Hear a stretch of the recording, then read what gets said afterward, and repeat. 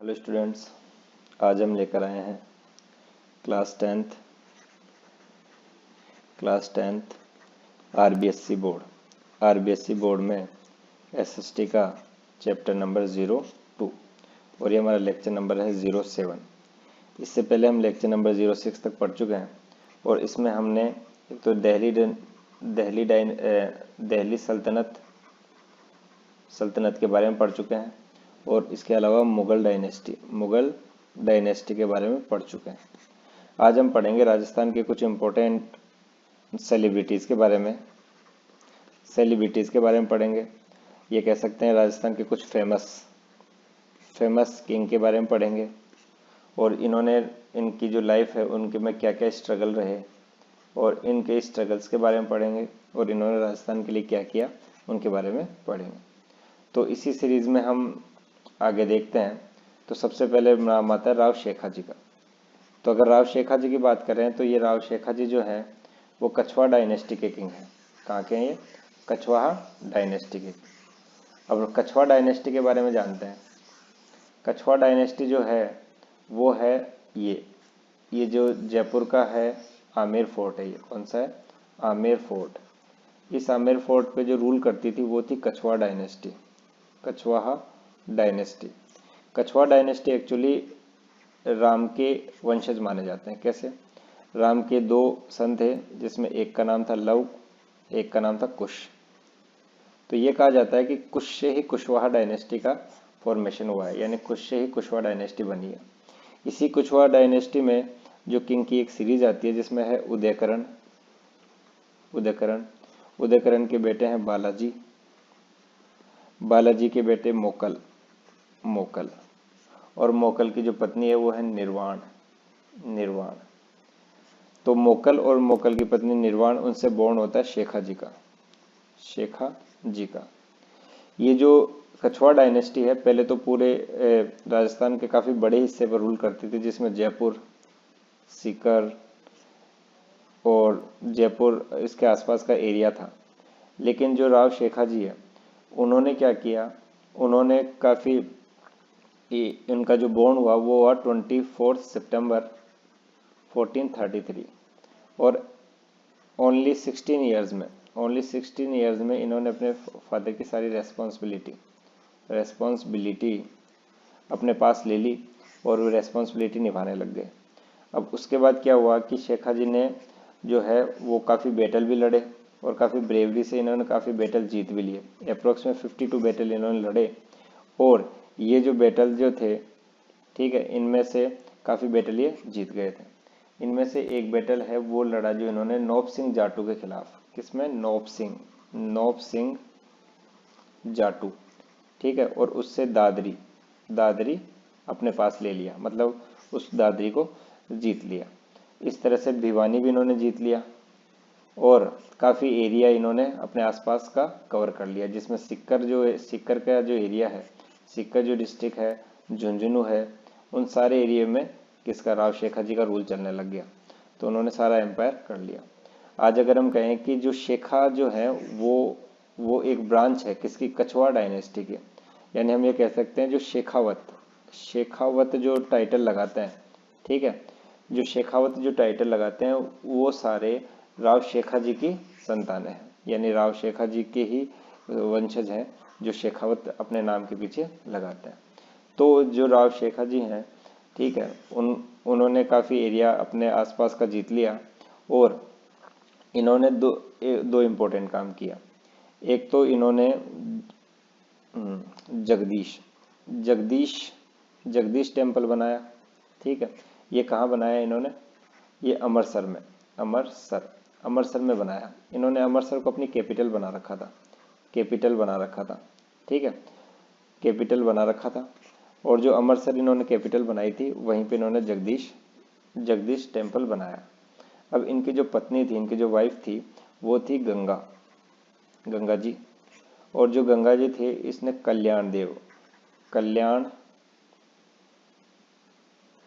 कल्याण जी का टेम्पल बनाया। तो दो टेम्पल बनाए, एक तो जगदीश जी का, एक कल्याण जी का। इनकी जो डेथ हुई थी वो 1488 में हुई थी और जहाँ पर इनकी डेथ हुई थी ठीक है, वहाँ इनके नाम की छतरी भी बनी हुई है। तो ये इंपॉर्टेंट काम थे राव शेखा जी के। जो शेखावत जो कास्ट है, शेखावत जो टाइटल लगाती हैं, वो सारे राव शेखा जी की संतानें मानी जाती हैं। अब ये कहा जाता है कि राव शेखा जी को महारावल की टाइटल जो दिया था वो उदयकरण जी ने दिया था। महारावल का इन्होंने टाइटल दिया था, महारावल का टाइटल इन्होंने लिया था। तो ये सारी बातें राव शेखा जी के बारे में। अब राव शेखा जी के बाद हम आगे आते हैं हमीरदेव चौहान के बारे में। अब किसके बारे में पढ़ेंगे? हमीरदेव चौहान के बारे में। तो ये है हमीरदेव चौहान, ये है हमीरदेव चौहान, जिन्हें हटी अमीर के नाम से भी जाना जाता है। हटी अमीर का मतलब होता है कि अपना जो भी डिसीजन होता था, ये फुल एंड फाइनल अपना डिसीजन रखते थे, अपना डिसीजन जो भी करते थे उसको कंप्लीट करके रहते थे। तो इनको कहते हैं कि ये हटी अमीर बोलते थे इनको। तो इनका जो रूल था, इनका रूल था सवाई माधोपुर में। कहाँ था? सवाई माधोपुर में। सवाई माधोपुर में जो फोर्ट है जिसका नाम है रणथंबोर। क्या नाम है? रणथंबोर का फोर्ट है। और इसी रणथंबोर के नीचे एक फोर्ट है जिसका नाम है झाइन, CHAIN, झाइन फोर्ट। तो झाइन फोर्ट है वो की है किसकी है? रणथंबोर को जीतने की। रणथंबोर को जीतना है तो पहले किसको जीतना पड़ेगा? झाइन को। तो ये जो हमीरदेव चौहान थे वो जेत्र सिंह के छोटे बेटे थे। जेत्र सिंह के छोटे बेटे थे। ठीक है, एल्डर सन थे। तो जेत्र सिंह के जो छोटे बेटे थे, उसके बावजूद भी इनको किंग बनाया गया, बड़े बेटे को नहीं बनाया गया। वो इसका कारण था इनकी एबिलिटी। ठीक है, तो इनकी काफ़ी अच्छी एबिलिटी थी और ये काफ़ी कैपेबल थे। तो इन्हीं कैपेसिटी को देखते हुए जेत्र सिंह ने इनको किंग बना दिया।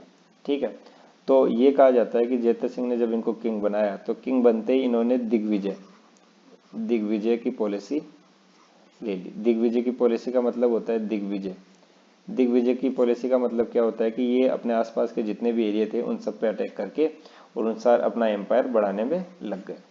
जब ये एम्पायर बढ़ा रहे थे तो दिल्ली पर रूल कर रहा था जलालुद्दीन खिलजी, जलालुद्दीन खिलजी ने देखा कि क्यों ना मैं रणथंबोर पर अटैक करूं और उसको अपने अंडर में ले लूं। तो जलालुद्दीन खिलजी ने झाइन पर अटैक करा और झाइन पर जब अटैक किया और रणथंबोर को ऑक्यूपाइड करने के लिए, तो झाइन के आसपास के एरिया में वो काफ़ी महीनों तक रुका रहा। लेकिन रणथंबोर इतना बड़ा फोर्ट था कि उसको जीत नहीं पाया। जब जीत नहीं पाया तो उसने अपने आप को तसल्ली देने के लिए, अपने आप को सेटिस्फाइड करने के लिए ये कहा कि ऐसे 10 दुर्ग तो मैं मुसलमान के एक बाल के बराबर भी नहीं समझता।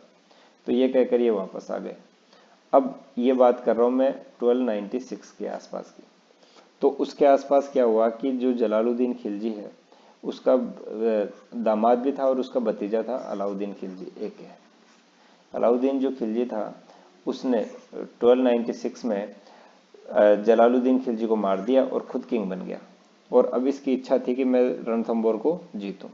तो इसने अपनी सेना के साथ अटैक करा। किसके ऊपर? अलाउद्दीन खिलजी ने अपनी सेना के साथ अटैक किया झाइन के दुर्ग पर, रणथंबोर के ऊपर। अब रणथंबोर के ऊपर अटैक किया तो उस टाइम हमीरदेव चौहान ने एक यजना करवा रखा था, मतलब सैक्रिफिस। ठीक है, सैक्रिफिस बोल सकते हैं या यज्ञ बोल सकते हैं। तो यज्ञ के थ्रू ये मौन व्रत कर रखे थे, मतलब ये युद्ध नहीं करेंगे, ऐसा था इनका। तो इन्होंने 2 आदमियों को भेजा। एक तो इन्होंने भेजा भीम सिंह को और एक इन्होंने भेजा धर्म सिंह को। और इन दोनों ने मिलकर अलाउद्दीन खिलजी की सेना को बुरी तरह हरा दिया। अलाउद्दीन खिलजी की सेना का जो उस टाइम लीडिंग कर रहे थे वो एक तो उलूग खान कर रहे थे, उलूग खान, ठीक है, और एक कर रहे थे निहत्तर खान। तो पहले तो ये हार कर वापस चले गए दिल्ली की तरफ, लेकिन बाद में ये वापस कम बैक करते हैं और कम बैक करके फिर दोबारा लड़ाई लड़ते हैं। जब दोबारा लड़ाई लड़ते हैं तो इसमें क्या होता है कि निहत्तर खान जो है उसकी डेथ हो जाती है।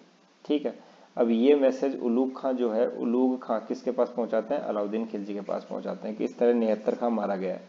तो अलाउद्दीन खिलजी जो है इस बात को काफ़ी सीरियसली लेता है और वो अपनी सेना के साथ पहुंच जाता है वहाँ पे अटैक करने के लिए। अब ये बात है 1301 की। तो 1301 में अब अलाउद्दीन खिलजी के सामने भी यही प्रॉब्लम आएगी जो किसके सामने आई थी, जलालुद्दीन खिलजी के सामने आई थी। कौन सी प्रॉब्लम? वो प्रॉब्लम यही थी कि जो रणथंबोर का जो फोर्ट है वो काफ़ी बड़ा फोर्ट है और उसको जीतना इम्पॉसिबल है, इतना इजी नहीं है उसको जीतना। तो इधर तो हमीरदेव चौहान की सेना है, हमीरदेव चौहान की सेना है, और इधर है अलाउद्दीन खिलजी की सेना। तो अब ये काफ़ी महीनों तक तो इसका वेट करते रहे, लेकिन जब उन्हें रास्ता नहीं मिला तो अलाउद्दीन खिलजी ने एक प्लानिंग करी, एक कॉन्स्पायरेसी करी। कॉन्स्पायरेसी मतलब एक षड्यंत्र करा। इन्होंने क्या किया कि हमीरदेव चौहान के दो आदमी, एक का नाम था रणमल और एक का नाम था रतिपाल, उनको लालच देकर अपनी तरफ मिला लिया और ये कहा कि जैसे हम ये दुर्ग जीतेंगे तो इसको तुम्हें इसका किंग बना देंगे। तो ये दोनों इसकी लालच में आ गए और इनको एक सीक्रेट रास्ता जो था, जो रणथंबोर फोर्ट में घुसने का जो सीक्रेट रास्ता था वो इन दोनों ने बता दिया। अब बता दिया तो अलाउद्दीन खिलजी उसमें एंटर कर गए। अलाउद्दीन खिलजी उसमें एंटर कर गया, ठीक है, अलाउद्दीन खिलजी उसमें एंटर कर गया। तो यहाँ पर क्या हुआ था कि हमीरदेव चौहान है, उसकी पत्नी रंग देवी की लीडिंगशिप में यहाँ एक जौहर हुआ, ठीक है, जो राजस्थान का फर्स्ट जौहर माना जाता है, 1301 में हुआ। तो फर्स्ट जौहर है, इसका नाम है जल जौहर।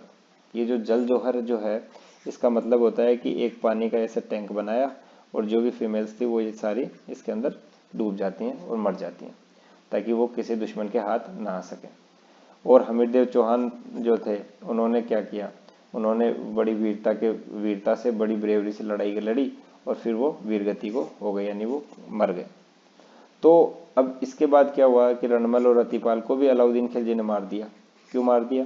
क्योंकि उसने कहा कि जो अपने मालिक के लिए, अपने मास्टर के लिए जो रेस्पॉन्सिबल नहीं हो सकते वो मेरे लिए क्या रेस्पॉन्सिबल होंगे। तो ये कहकर उन दोनों को भी मार दिया।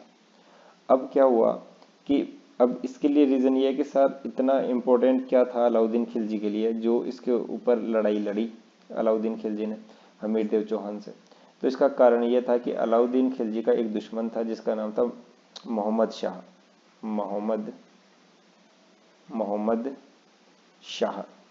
और जो मोहम्मद शाह था वो इसका दुश्मन था, इसका कुछ पैसा लेकर भाग गया था और वो पहुंच गया था हमीरदेव चौहान के शरण में, हमीरदेव चौहान के पास पहुंच गया था। हमीरदेव चौहान ने उसको अपना जो गेस्ट बनाया, ठीक है, और ये मैसेज अलाउद्दीन खिलजी ने हमीरदेव चौहान को पहुंचाया कि ये मेरा दुश्मन और इसको शरण मत दो। तो इस बारे में हमीरदेव चौहान ने कहा कि ये मेरा मेहमान है, तो मैं अपने मेहमान जो है उसको बाहर नहीं निकाल सकता, तो अभी मैं इसको आपको नहीं दे सकता। तो इस बात से अलाउद्दीन खिलजी नाराज़ हो गया और उसने अपनी सेना यहाँ भेज दी। तो ये तो रीज़न था इन दोनों के बीच लड़ाई का, और ये इसका था कि हमीरदेव चौहान मारा जाता है और यहाँ पे जल जौहर होता है, और जो जल जौहर करते हैं वो हमीरदेव चौहान की पत्नी रंग देवी जो है उसकी लीडिंगशिप में होता है। तो इस तरह से ये ब्रेवरी से हमीरदेव चौहान मारे जाते हैं, ठीक है। और जो हमीरदेव चौहान है उनको काफ़ी कहते हैं रेस्पेक्टफुली राजस्थान में इनको याद किया जाता है। तो ये ब्रेवरी का किस्सा था किसका? हमीरदेव चौहान का। तो ये हमीरदेव चौहान जो है, इसके बाद बात करते हैं हम महाराणा प्रताप की। तो महाराणा प्रताप की बात करते हैं तो इसमें देखते हैं, यहाँ बात करते हैं महाराणा प्रताप की। तो देखो ये है महाराणा प्रताप, ये है महाराणा प्रताप। और महाराणा प्रताप जो है इनका बॉन्ड जो हुआ था वो 9 में 1540 में हुआ था। और 9 में 1540 में जो हुआ था वो हुआ था कुंभलगढ़ में। जो कुंभलगढ़ जो हुआ था, कुंभलगढ़ में जो बॉन्ड हुआ था, कुंभलगढ़ में एक फोर्ट है जिसका नाम है कटारगढ़ में एक महल है जिसका नाम है बादल महल। जो बादल महल है, इस बादल महल में महाराणा प्रताप का बॉन्ड हुआ था। महाराणा प्रताप का बचपन का नाम कीका, इसको बोलते थे, प्यार से कीका बोलते थे। ये अपने फ्रीडम को काफ़ी पसंद करते थे, ये किसी के अंडर में काम करना पसंद नहीं करते थे। तो उस समय जो दिल्ली पर रूल कर रहा था वो दिल्ली पर रूल कर रहा था अकबर। तो अकबर ने क्या किया, अकबर ने एक नागौर दरबार लगाया, नागौर कोर्ट, नागौर कोर्ट, नागौर में एक कोर्ट बनाया और उस कोर्ट में ये फ्रीली अनाउंसमेंट किया कि जो भी मेरे अंडर में काम करना चाहता है, जो भी मेरे अंडर आता है, आना चाहता है, या सबऑर्डिनेट आना चाहता है, सबऑर्डिनेट का मतलब हो गया अधीनस्थ आना चाहता है, मेरे अंडर में आना चाहता है, वो आ जाए, अदरवाइज मैं बैटल करूंगा, तुमसे लड़ाई करूंगा। तो ये बात जब हो जाती है तो सभी अधिकतर किंग उसके पास जाते हैं और उसके सबऑर्डिनेट हो जाते हैं। लेकिन महाराणा प्रताप को ये बात पसंद नहीं आती और महाराणा प्रताप उनके सबऑर्डिनेट नहीं जाते। तो इसके लिए अकबर ने क्या किया, अकबर ने उनको समझाने के लिए, कि महाराणा प्रताप को समझाने के लिए एक डेलीगेशन भेजता है। कौन कौन से डेलीगेशन जाते हैं, इसमें से जो डेलीगेशन जाते हैं वो अलग अलग किंग की लीडिंगशिप में जाते हैं, जिसमें एक तो जलाल खान, दूसरा टोडरमल, उसके बाद है भगवंत दास, और उसके बाद आता है मान सिंह। तो इसमें जो मान सिंह का डेलीगेशन जो जाता है, तो मान सिंह महाराणा प्रताप का जो बेटा होता है जिसका नाम है अमर सिंह, ये है अमर सिंह। जब अमर सिंह की बात आ गई तो एक बात और बता देता हूँ, अमर सिंह पर अटैक करने के लिए भेजा गया था किसको, अब्दुल रहीम खाने खाना, इसका नाम है अब्दुल रहीम खाने खाना। तो इसको अमर सिंह ने क्या कर लिया था, इसके परिवार को पूरा बंदी बना लिया था, किडनैप कर लिया था। तो इस बात से महाराणा प्रताप काफ़ी नाराज़ हो गए थे और महाराणा प्रताप ने इनको बोला था कि इनको छोड़ दिया जाए। तो इस तरह से महाराणा प्रताप की उदारता जो थी, महाराणा प्रताप की जो काइंडनेस थी वो पता चलती थी कि उन्होंने इसके परिवार को फ्री कर दिया था। तो ये तो अकबर जो अमर सिंह जो थे उनकी बात हुई। अब उसके बारे में आगे बात करते हैं। तो ये है मान सिंह को भेजा गया था किसके पास, महाराणा प्रताप के पास, ताकि वो उनको सबऑर्डिनेट ला सके, लेकिन उन्होंने मना कर दिया महाराणा प्रताप ने। तो ये जब मान सिंह जो है इस बात से नाराज हो गया और वो अकबर के पास चला गया, अकबर ने अपनी सेना के साथ मान सिंह को भेजा लड़ाई के लिए, और जो लड़ाई हुई वो हुई हल्दी घाटी में। कहाँ हुई, हल्दी घाटी। जो हल्दी घाटी जो है ये है राजसमंद में, कहाँ है, राजसमंद में। अब राजसमंद में हल्दी घाटी है और वहां पर बनास रिवर के पास में एक रक्तताल, वहां पर लड़ाई होती हुई आ गई। और रक्तताल में जब लड़ाई हुई तो वहां पर एलिफेंट्स के बीच ज्यादा लड़ाई हुई, एलिफेंट्स के बीच लड़ाई हुई, इसलिए इसी बैटल को बैटल ऑफ एलिफेंट्स भी कहते हैं, इसी बैटल को बैटल ऑफ एलिफेंट्स भी कहते हैं। अब क्या हुआ कि देखो जब ये लड़ाई हुई, ठीक है, तो इसमें ये तो है, ये जो लड़ाई हुई इसमें देखो ये जो है, ये मान सिंह जो है, मान सिंह एक जिस हाथी पे बैठे थे उसका नाम था मर्दाना एलिफेंट था उसका नाम। तो जब ये महाराणा प्रताप है, इनका जो फेवरेट जो हॉर्स था, घोड़ा था, जिसका नाम है चेतक।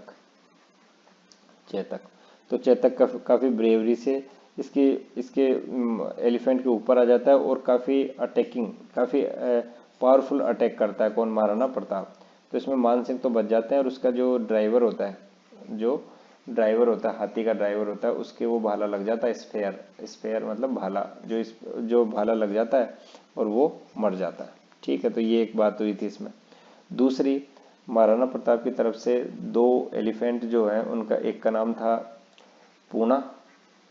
पूना और एक का नाम था राम प्रसाद। वो काफी ब्रेवरी से लड़ते हैं। लेकिन जब महाराणा प्रताप उस बैटल में महाराणा प्रताप जो है उनका घोड़ा जब मर्दाना हाथी के ऊपर अटैक करता है तो इनके घोड़े की वो जो पैर है वो कट जाता है, यहाँ पे जो कीले वगैरह लगे होते हैं उससे कट जाता है। अब चेतक जो है वो काफी घायल हो जाता है। तो होता क्या है कि फर्स्ट जब ये अटैक शुरू होता है तो महाराणा प्रताप की तरफ से एक मुस्लिम जो होता है, वो एक मुस्लिम कमांडर महाराणा प्रताप के फेवर में होता है, जिसका नाम था हकीम खान।